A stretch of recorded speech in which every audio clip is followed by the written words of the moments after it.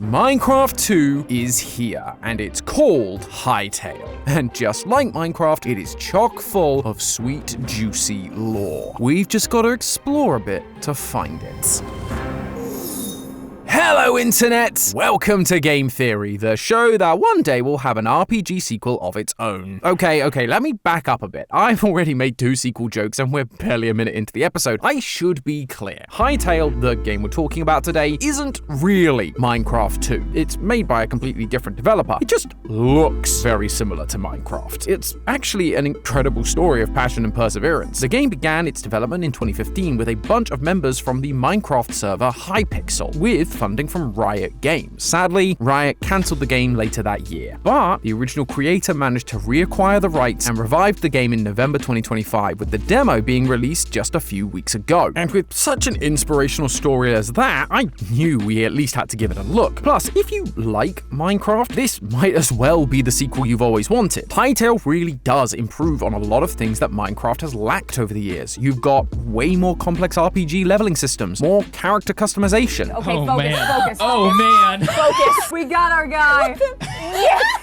And most importantly, actual lore. We've spent the better part of a decade figuring out the lore of Minecraft. So it's not to say there isn't any, but while Mojang is going for the all stories are canon route, Hytale has a canonical story which they were building towards until the game got shut down. But just before the demo's release, the team posted about how they wanted to handle the lore going forward, basically saying that while yes, there was a bunch of lore being hinted at beforehand, they wanted to reassess it all and make sure it all fits with the story they want to tell. So if it's not in the game right now, it may or may not return in the future, which felt like an invitation to dive in. With this essentially being a lore reset and it being most people's first time experiencing the game, I figured it was the perfect opportunity to jump in for myself and explore the lore firsthand, see what pieces we can put together with what exists and where things might be heading in the future. So take my blocky hand, loyal theorists, as we head through the portal to discover the lore of Hytale. When you boot up the game and choose to enter a world, you get the choice of what mode you'd like to jump into. Adventure mode right now isn't available, but when it does release, it's likely going to be where the main plot plays out. Instead, our main option is exploration mode. Before release, the text about this mode was teased, and it said, explore a version of Orbis in its half-remembered state, and fragments of what the future holds. Orbis, by the way, is the name of the world Hytale primarily takes place in. It being in a half-remembered state feels like a reference to the world not being fully finished yet. Some of the world contains these adorable work-in-progress signs, or we get messages about how other parts are yet to take their final form. The line about what the future might hold also tells us that right now, the story is going to be more like Minecraft in the sense that we need to explore and use the environment to tell the story rather than being in our faces with an actual narrative. Something which they actually confirmed in that post I mentioned earlier. I mean, the game's in early access, so we can't be too mad about that. But when the demo released, this message changed. It became much more simple and a little less meta. It said, explore an echo of Orbis. Build, craft, survive, and find a way to restore what was lost. Which makes it feel like the world we're entering is a shell of its former self, an echo of what is slowly fading, and maybe it will be up to us to fix. So with that speculation out of the way, and my interest truly peaked, let's dive in and see what we can find about what the future might hold. As I explored the world, the first thing I noticed was, much like we see in Minecraft, there are a bunch of old, broken structures that fill the land. Remnants of the world that once was, much like the title screen alluded to. There's campsites, mine shafts, even these cute villages on the water complete with Viking boats. Although this one that I found was actually in the middle of a lake with 0 outlets to the ocean, so I'm not sure they're going to be getting very far. Maybe this civilization wasn't the brightest of the bunch. However, unlike Minecraft, we don't have to completely guess what these people were like, as we've got a bunch of different races or factions alive during this time. In Minecraft, the most we really get are villagers, with most of our theories being about a race of builders who came before. But here, at least right now, we've got 5 races that form their own civilized societies that you can find pretty much off the bat. First is the Trolk, which, if you didn't get from the name, are troll orcs. So immediately you can tell this is a fantasy story. There's the Outlanders, a human faction that live out in the frozen wasteland of Orbis. The Scaraks, who are a bug-like species in the desert. Next, there's the Quebec. These guys are tree elf-like beings beings, and according to concept art, they are literally born from trees. They're actually one of the friendly factions in the game, and you're able to trade with them to get some useful tools early on if you can find them. Finally, and the thing you'll likely encounter most in the early game, is the skeletons. This undead mob is everywhere, sometimes just out in the open plains, sometimes in small camps and mine shafts, but sometimes you can find large groups of them inside fort-like structures. Now, it doesn't feel like these guys are just a race of skeletons that just exist in this high fantasy world. There are bones laying all over these fortresses, and they're all wearing tattered clothes, like the kind you'd expect to find on a decaying body that had been left to rot out in the wilderness. Their eyes are also glowing with this unnatural cyan hue, similar to the fires you can find lit in some of their fortresses. It feels like there's some magic going on here, like they've been reanimated, which would align with this old piece of concept art. So the question becomes, what is reanimating them and why? Well, when I took a closer look at the outfits they were wearing, I noticed something. On the chest plate of the soldiers was this symbol, a triangle with 5 branches coming off the top of it. There's a similar symbol on the banners that adorn the fort, and it's on the shield of the statue, so clearly it's important to these skeletons, or at least who they used to be. And the answer for that lies in one of the other structures I've not yet mentioned, and one that is kind of central to your whole adventure. The Temple of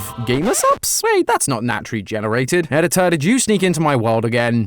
Well, I guess you're not totally wrong. Supps is very much central to any gaming adventure I go on. I've personally been enjoying their new Gamer Aid range, which contains creatine and electrolyte to keep me focused and hydrated while I'm exploring the vast world of Hytale looking for lore for this episode. Try it for yourself by going to gamersupps.gg/game theory, or by using the QR code on screen and using the code game theory for 10% off your order. Plus, you get a free sample pack, so who knows, maybe you'll find your new favorite flavor. But now let's move on from this unnatural structure and focus back on the natural kind that's actually crucial to the journey. If you look at your map, there are no real markings to any specific point. You just have to kinda learn what the shapes and colors mean and recognize patterns. But there is one exception, the Forgotten Temple. They're pretty hard to miss if you just happen to be wandering about. While still ruins like most other structures, these things are made out of pale stone with pillars and domes that almost look Greek in nature, which kind of clashes with the fantasy setting, to be honest, but that's not what's important here. What's important is at the entrance, we see a statue of a woman holding an orb, and on the front of her dress is the same symbol that we saw on the skeleton's armor. Inside is another statue surrounded by plants and fresh fruit offerings. This is Gaia. She is the goddess of this world, wearing a dress made of leaves with her hair set in 5 ponytails, each corresponding to one of the 5 elements in the game: earth, wind, fire, water, and lightning. And suddenly, the Greek theming begins to make sense. Gaia is the Greek personification of Earth, the mother of the Titans, the Cyclopses, the giants, the sky, sea, and the grandmother of the Olympian gods we all know and love from mythology. She is the primordial being of Greek mythology. She represents the Earth itself, holding everything in balance, like the 5 elements we see in her hair, or the planet Orbis that she holds in her hands. Naturally, this makes a lot of sense to worship. Don't want to annoy the god who is literally the Earth itself. You can actually find out who's been giving these offerings too, as once you go through the portal, you end up in a place filled with wildlife and the Quebec. Of course. Their villages are full of little farms and vegetable patches, but they're not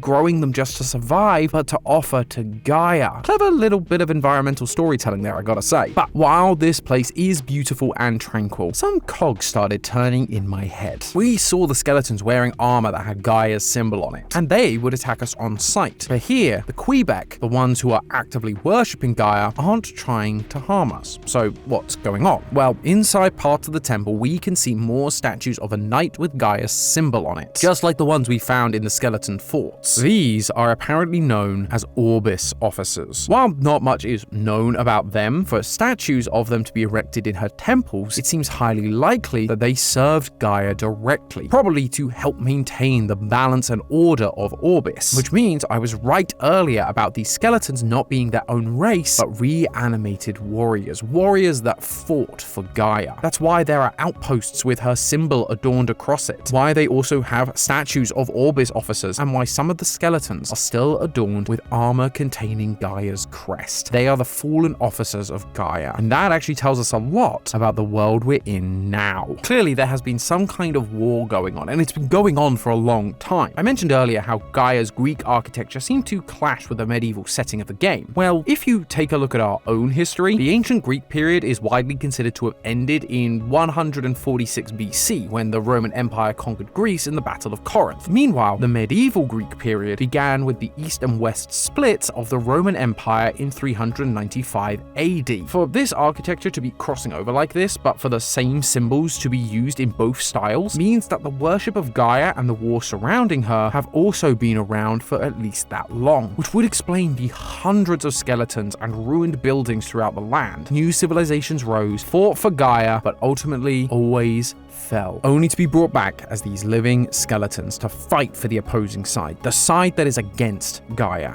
and anyone that could be seen as working for her, i.e. us. They are now wolves wearing sheep's clothing. But then, who is the evil force desecrating these former heroes' legacy? Right now, if you're just playing the game, it's not entirely clear. The only real clue we really have is in the heart of the Forgotten Temple. If you go into the very center of the structure, you'll find the Heart of Orbis, which gives you access to one of the game's main objectives, acquiring memories. By witnessing any creature of Orbis, you obtain a memory of them, which you can then bring back here. But the key detail is in the message we get explaining this mechanic. Quote, "Void's curse keeps Orbis locked away, but there may yet be a way to break it. A deity rests within the Heart of Orbis. Seek out memories of Orbis's myriad creatures and record them here to restore her will." This matches up to some of the concept art from when this place was called the Temple of Gaia. In it, we can see Gaia asleep on her throne inside the temple, with these crimson thorny vines surrounding her and consuming the temple itself. Based on this in-game message, it seems pretty clear that this stuff represents Void, which on its own doesn't mean a lot. It's clearly the dark force we're looking for, but what Void actually is, the game itself isn't super clear about. Thankfully, this is where more concept art is here to help. Earlier I told you that there were 5 elements: earth, fire, water, wind, and lightning. But that wasn't entirely truthful. See, on the concept art for the elements, there's a 6th element smack dab in the middle. And at this point, I'm sure you figured out what it is. Void, a dark element that is used to corrupt and destroy. In the creative mode for the game, there's actually a Void invasion portal that you can place. Though it doesn't do anything right now, it does tie into this idea that the Void is the thing invading the land of Orbis and opposing Gaia, putting her to sleep. I mean, it's an invasion. Clearly they weren't invited for a friendly tea party. Interestingly, on that same piece of concept art, there's another set of symbols known as the Evil, or Varin Mark. Not much is known about the character Varin at this point, other than he is the master of void magic. So yeah, I think these two things might be related. Sadly, Varin isn't a name that shows up in Greek mythology, or any mythology for that matter. So there wasn't a huge amount I could dig up about him directly, but I did look into any kind of opposing force for Gaia, and the thing that came up was literally called Chaos. Chaos in Greek mythology is less of a person and more of a concept, the void that came before Gaia and the world as we know it. In mythology, it's not strictly an opposing force to Gaia. They tend to kind of work in balance with one another. You can't have Gaia without chaos. However, as time has gone on, more modern interpretations have altered the story to pit these two against one another. Gaia is about balance and order, mastering the 5 elements and keeping them and the people of the world in perfect harmony, while chaos is the opposite, wanting to throw off balance, causing people to turn on one another, leading to wars and inevitable destruction, taking everything back to the primordial chaos where it all began. It would appear that Varin is that personification of chaos. He is invading the world, throwing off the balance, silencing Gaia, and returning everything to him and his control. His symbol can be seen in the forts of the Outlanders. The Outlanders are the human-like race that exists in the snowy wastelands of Orbis, but despite being a human like you, they are hostile towards you, just like most factions in this game. These guys are definitely on the side of Void, and with that in mind, take a look at their eyes. They're glowing an unnatural color, just like the skeletons that have been brought back to life and also attack us. Varin has been fighting against Gaia for centuries, and it seems like he's mostly won, but there is hope. On the loading screen of the game, we can see humans like us entering into a void portal, and on their armor and weapons is another symbol, the evil contained. We are the next generation of humans, here to contain Varin and his evil army. We can drive them back and collect the memories of Gaia to wake her and bring balance back to this world. But